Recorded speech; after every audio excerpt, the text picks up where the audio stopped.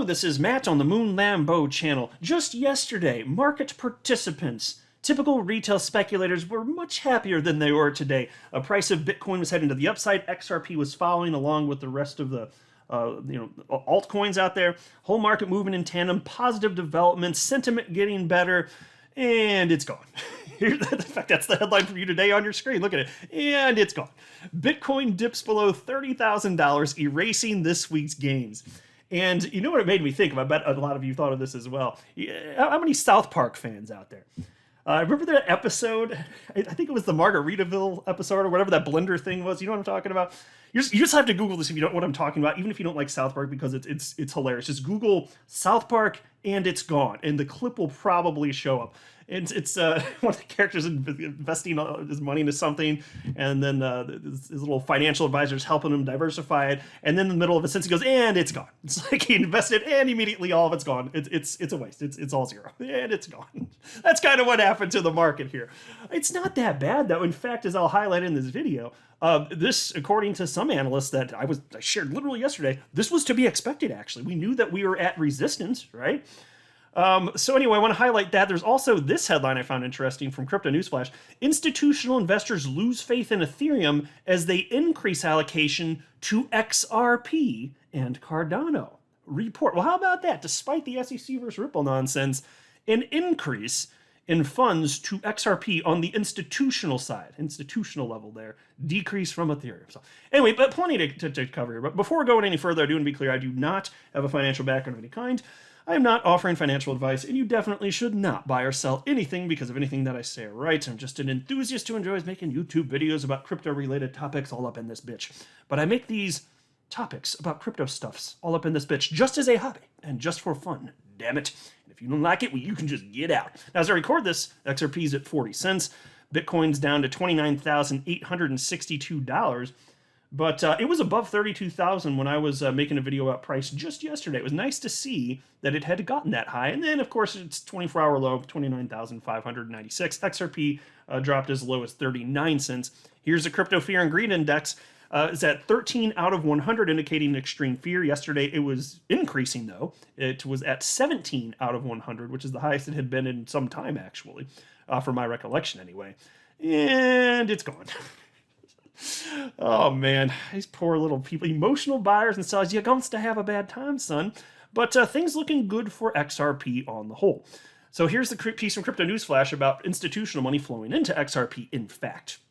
And it's always interesting to me to kind of like juxtapose how the typical retail speculators out there behave compared to the institutional money, right? Anyway, Ethereum, the second largest crypto by market cap, had been the most preferred behind Bitcoin by institutional investors. However, a recent report by CoinShares, an asset fund manager based in the UK, has disclosed that institutional investors have taken a step back on the digital asset as they increase allocation to Polkadot, Cardano, and, drumroll, XRP at the expense of the second largest cryptocurrency by market cap. So look, folks, I understand that on the institutional side, XRP investment has all but disappeared in the United States. I understand that because of the SEC.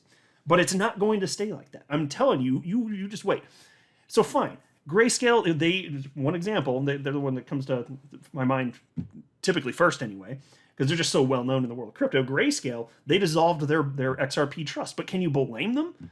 Because had they not done that when they did, pretty reasonable probability that if this case doesn't go well for XRP and XRP holders, the SEC would attack them at some point. And they still could attack them just because they offered it for any period of time. But it would have been that much worse if things go bad for XRP and XRP holders and for Ripple, and they hadn't dissolved it. But I know somebody who knows somebody, and they say it's coming back. They're just waiting. It's not like there won't be demand for it. It's just it's legal uncertainty. That's all that it is. So think about how much institutional money is going to flood into XRP and what that's going to mean. Because, supply and demand, it's doing what it's doing. XRP is at an artificially suppressed price. To whatever degree, I don't know for sure. But you just wait on top of the burst that you'd expect once there's regulatory clarity. Institutional money, friends, like what do you think's going to happen here? I think it's going to get buck wild. I don't know if that'll be the thing that finally sets XRP off to hitting its all-time high and entering price discovery. I don't know. Maybe it'll just be a big rally and then it goes back down as frequently happens in crypto. I don't pretend to know. But once that clarity is there, I could imagine some really, truly wild price action. But everybody feels like they're late. Look, I love this. This is from a Bitcoin forum, July 25th, 2010. And there's a subject line of how many Bitcoins do you own? Let us know. And somebody on July 25th, 2010, at this point, Bitcoin had been around for about a year and a half. They wrote the following. I only have 600 Bitcoins, virtually all generated last week. I missed the bus, with a little frowny face. I'll be buying some soon. 600 Bitcoins. Damn, if you kept that to this point, even despite the recent pullback, you are wealthy AF. See, it's all relative if you zoom out. And so I think the same thing's going to be true. Like, I see people say this about XRP too. Oh, I missed the bus. I've seen that before. You know, I mean, it used to be half a penny. You know, but today's 40 cents. Oh, I missed the bus. Well, are you sure you did? Because it's still early days. I think XRP is going to be worth a fortune. And the fact that we're participating in the world of crypto today, in the time when XRP is worth so little, I think it's going to be mind-blowing to people that we were so fortunate to be here. And I don't know about you, but I've certainly got the emotional and mental fortitude to see this damn thing through. Either I'm right and it's going to be worth way more in the future, or I'm going to ride this bitch to zero. It's going to be one or the other. As far as I'm concerned, this is a rather binary bet. Here's what chart analyst Credible Crypto tweeted out last night, and I actually shared this tweet yesterday. He wrote rather, we've reached our resistance region from my last tweet, so short-term upside likely limited here. Caution is warranted. Again, a rejection here is to be expected and nothing to be surprised/concerned about if we get it. Just part of the process, Bitcoin. So price is looking pretty good at the time when I was reporting that, but I said, hey, Credible Crypto's warning, you know, this is an important resistance level, and I shared perspective from a few other analysts, I believe, saying pretty similar things like, hey, yeah, resistance zone right here. So the fact that it was proven to be notable resistance and Bitcoin cratered back down, it should not be surprising. It doesn't mean that it's time to be fearful, despite the fact that this did make market participants fearful. That's stupid. It doesn't make any sense to feel these emotions. And the Credible Crypto then shared this afternoon an update about Bitcoin, and he wrote, and there is our rejection. Here, I'll make this full screen for you guys, anybody looking at your screen. He wrote, and there is our rejection, now testing our first key region of support. This is essentially a retest of the reclaimed resistance level that I shared earlier. Not sure if this will hold or not. Let's see. Perfectly reasonable. Here's chart analyst Income Sharks. I wrote the following. Bitcoin. Here, I'll make this full screen as well. Bitcoin. Going to plan perfectly.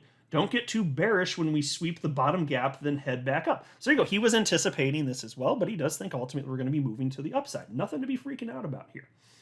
And then there was also... this is what I want to cover here. From the Daily HODL, billionaire and tech pioneer Marc Andreessen says, crypto industry rhyming with rise of internet. Oh, is that right?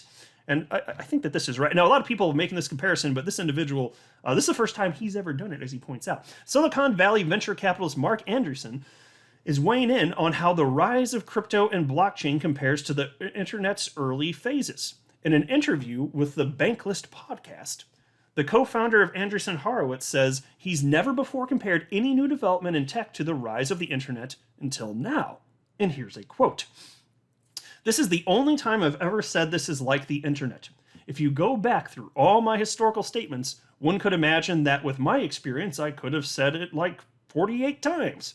I've never made the comparison before. I've never said it about any other kind of technology. I never said it about anything else between the original internet and then the emergence of crypto. Because I just wanted people to know, like, I don't take the comparison lightly, end quote. Now, Andreessen explains that beyond the technology itself, blockchain is bringing together many of the world's greatest minds to solve problems and defy critics. And there's another quote from him, but a big part of the reason I wanted to highlight this is to note it is that big of a deal, and it is that early on. That's part of what I wanted to highlight. You are early to the party. You are so early that it's rude. The host is not ready for you to attend this party. And here you are showing up early.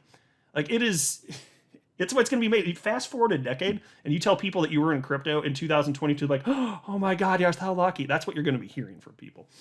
Anyway, here's another quote from him. The easiest way to think about it is when you get something like this that has a movement, that has this sort of collective effect and has a movement behind it, and is attracting many of the world's smartest people to work on it. Basically, the criticisms play out differently than the critics think. The critics make this long list of all the problems, but you're getting these genius engineers and entrepreneurs who flood the space. What happens is they look at the list of problems as a list of opportunities. It'd be like if you had a house project that was going sideways and you get all these complaints, and then all of the world's best architects and master builders showed up the next day to fix your house. All of a sudden, you've got the best house in the world. This can actually happen, and in this kind of world. End quote. So look, for all of the technical uncertainties out there, and all the cryptocurrencies that don't even do a damn thing fine, it's a messy place out there, but brilliant minds are actually figuring all of the technical aspects out, and then market participants will vote with their dollars, and there will be cryptocurrencies that have staying power, because people value the attributes in a general sense that are offered by cryptocurrencies, and these attributes, you can't get this product in anything else. If cryptocurrency didn't exist, humans wouldn't get these things. But it turns out, since this is possible, and it's possible for cryptocurrencies to exist, humans do value them, and they are not going away. And XRP, specifically, is the best crypto on the planet for payments, just in a general sense. It's blazing fast, settles with finality, almost no energy used, transaction costs fraction of a penny. And it's getting adopted in enterprise-grade software. There's every indication that this is good. It's going to be here to stay. It doesn't mean it's a guarantee. Things can change, but damn, it's looking positive right now, is it not? I'm not a financial advisor. You should not buy or sell anything because of anything that I say or write. That would be a very, very, very bad idea. Until next time, to the moon, Lambo.